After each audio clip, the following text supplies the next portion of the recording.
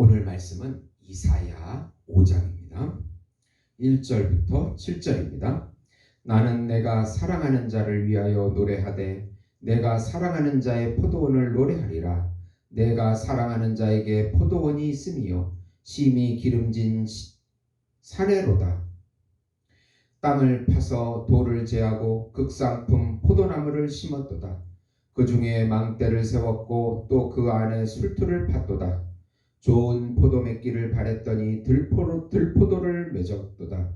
예루살렘 주민과 유다 사람들아, 구하노니 이제 나와 내 포도원 사이에서 사리를 판단하라. 내가 내 포도원을 위하여 행한 것 외에 무엇을 더할 것이 있으랴. 내가 좋은 포도맺기를 기다렸거늘 들포도를 맺으면 어찌 됨인고. 이제 내가 내 포도원을 어떻게 행할지를 너희에게 이르리라. 내가 그 울타리를 걷어 먹힘을 당하게 하고 그 담을 헐어 짓밟히게 할 것이요. 내가 그것을 황폐하게 하리니 다시는 가지를 자름이나 북을 돋우지 못하여 찔레와 가시가 날 것이며 내가 또 구름에게 명하여 그 위에 비를 내리지 못하게 하리라 하셨으니 물은 만군의 여호와의 포도원은 이스라엘 족속이요 그가 기뻐하시는 나무는 유다 사람이라. 그들에게 정의를 바라셨더니 도리어 포악이요 그들에게 공의를 바라셨더니 도리어 부르짖음이었도다. 아멘. 오늘 말씀은 하나님께서 극사품 포도와 들포도 비유를 통해서 하나님의 심정을 말씀하시고 하나님의 심판을 선포하시는 내용입니다. 사랑하는 성도 여러분, 복음은 기쁜 소식입니다. 왜 복음이 우리에게 기쁜 소식이 됩니까? 하나님께서 정하신 한 분, 하나님께서 준비하신 한 분, 하나님께서 보내신 한 분, 그분은 하나님이시며 하나님의 아들이시며 우주적인 왕이시고 우주적인 선지자이시고 우주적인 제사장이시며 우주적인 메시아이시고 또 우주적인 참인간이시며 우주적인 어린 양이신 예수님의 십자가의 죽음과 부활을 통해서 하나님의 잃어버렸던 하나님의 영을 다시 우리 안에 부어주시겠다고 하는 소식이기 때문에 기쁜 소식입니다. 하나님의 영이 우리에게 충만해져서 예수님을 우리의 온 몸으로 경험하고 예수님을 나타내고 드러내고 하나님께 영광을 돌리게 해주시겠다고 하는 소식이 바로 복음인 것입니다. 이 복음만이 율법에서 우리를 자유하게 해주시고 죄와 사망에서 자유함을 누리게 해주시고 사단에게서도 자유하게 하고 세상에서도 자유하게 하고 자신에게서도 자유하게 돼요. 영원한 생명과 영원한 평강과 영원한 안식과 영원한 사랑과 영원한 행복과 영원한 기업을 지금 여기서부터 영원히 누리게 해주시겠다고 하는 소식이기 때문에 기쁜 소식입니다. 예수님의 세자, 참자, 영원한 자, 거룩한 자가 우리의 거짓 자를 자기 부인을 통해서 이기고 우리를 통해서 예수님을 열방에 전하게 해주시겠다고 하는 소식이기 때문에 기쁜 소식이 됩니다. 이 기쁜 소식을 통해서 예수님을 경험하고 예수님께 영광을 돌리는 놀라운 삶을 경험하시는 우리 성도 여러분이 되시기를 예수님의 이름으로 축원드립니다. 우선 하나님께서 포도원을 만들고 정성껏 가꾸어 극상품 포도를 바랬는데 오히려 들포도를 맺었다고 한탄하십니다. 농부는 하나님을, 포도원은 가나안 땅을, 포도나무는 이스라엘 백성을 의미합니다. 농부가 포도나무를 심어서 원하는 것은 극상품 포도인데 오히려 아무 쓸모가 없는 들포도를 맺으면 농부의 수고가 헛된 것이라고 2절에 말씀합니다. 극상품 포도라고 하는 것은 하나님의 성품인 정의와 공의와 사랑으로 하나님께 영광을 돌려야 되는 아주 귀한 포도인 것을 말씀합니다. 들포도는 악취를 풍기는 조악한 야생 포도를 의미합니다.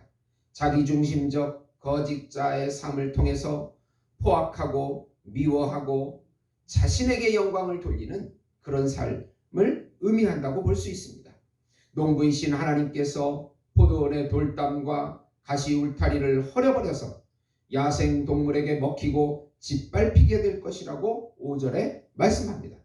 그 포도원을 황폐하게 하여 찔레와 가시가 나고 비가 내리지 않는 황폐한 땅이 될 것이라고 6절에 말씀합니다. 하나님께서 이스라엘과 유다 백성에게 기대한 것은 정의인 미시파트를 원했는데 포악인 미스파흐, 피 흘림과 억압이 나왔다고 말씀합니다.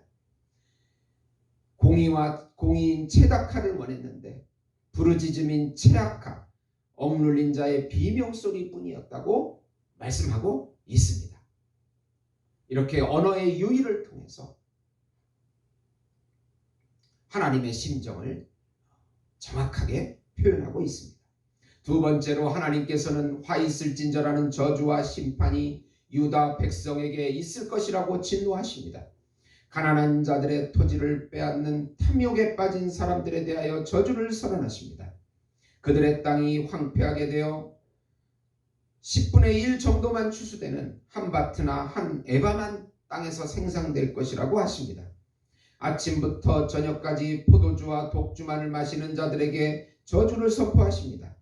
하나님 나라와 의에는 전혀 관심이 없고 쾌락과 세속에 빠진 자들이라고 말씀합니다. 그리고 거짓의 끈과 수레의 줄로 죄악을 행하는 불법한 자들에게 저주를 선언하십니다.